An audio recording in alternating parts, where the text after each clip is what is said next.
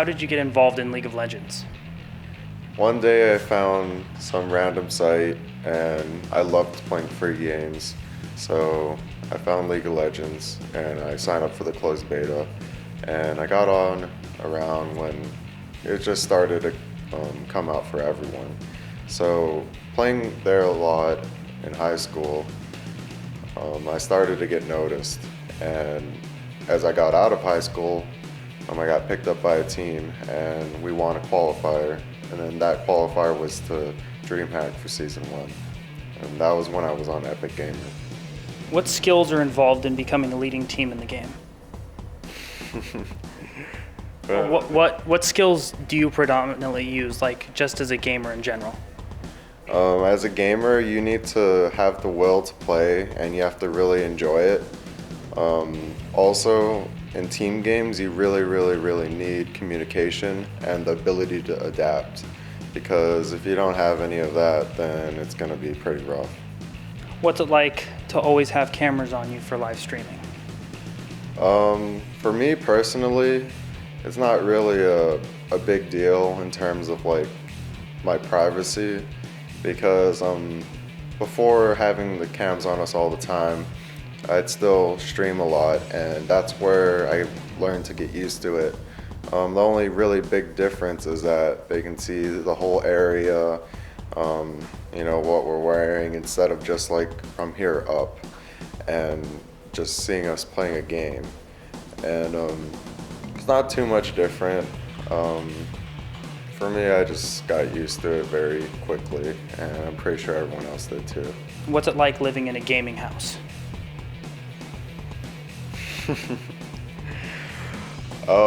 Living in a gaming house is a pretty different experience from your everyday living at home, because you're living with either 4 or 5 other guys you never met before. You just met them online and you share the same interests, so you get along pretty well.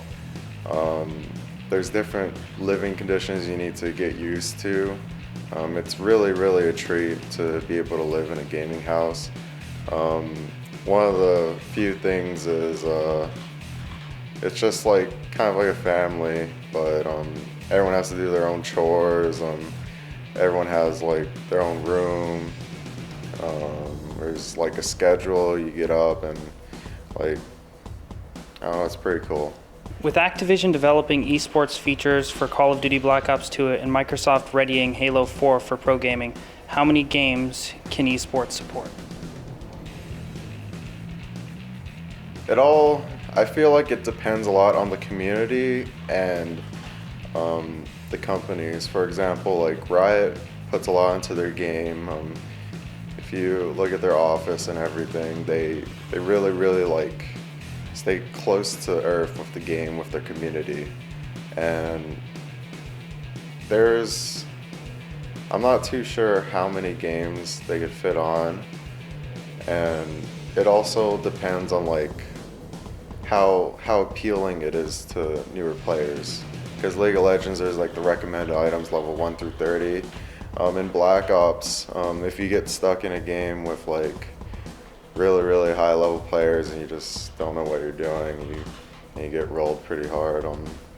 It's just one of those examples. For that kind of question, I don't think that anyone could really like predict or say how much until like we know it happened. And one more thing is that we don't know how big it could be. Like we could have like a bunch of esports games, but the size of the communities are gonna probably decide how good the popularity is and how much advertising it gets into like the main crowd of like, television, and the everyday folks are like 40 to 60s just still picking up newspapers. As the internet gets bigger and bigger, I'm sure that more and more games would be able to come into the scene and be successful. What would you like Riot to do with Season 4? Give me a second to think about that. As always, since from Season 1 and through 3, like to now, Riot's been constantly improving the game and creating champions every week. I would like for them to go back to the old champions such as Scion and remake these champions and smooth it out with the rest of the game, because right now the game gets updated every week and there's a lot of things that you need to adapt to, and there's some of these champions that just kind of get left out in the dust. And the other thing is, I would like them to slowly stop creating newer champions, because there's the new players that come into this game, it's going to be even harder and harder for them to learn the game, and that's where our community and all of our traffic comes in. Because if I'm a new player and I see whoa, 200 heroes, oh my gosh, compared to maybe a year ago or 2 years ago where it was 50 to 100 to 150, oh, okay, I can learn this, I just gotta pick up one hero and I can see what they all do.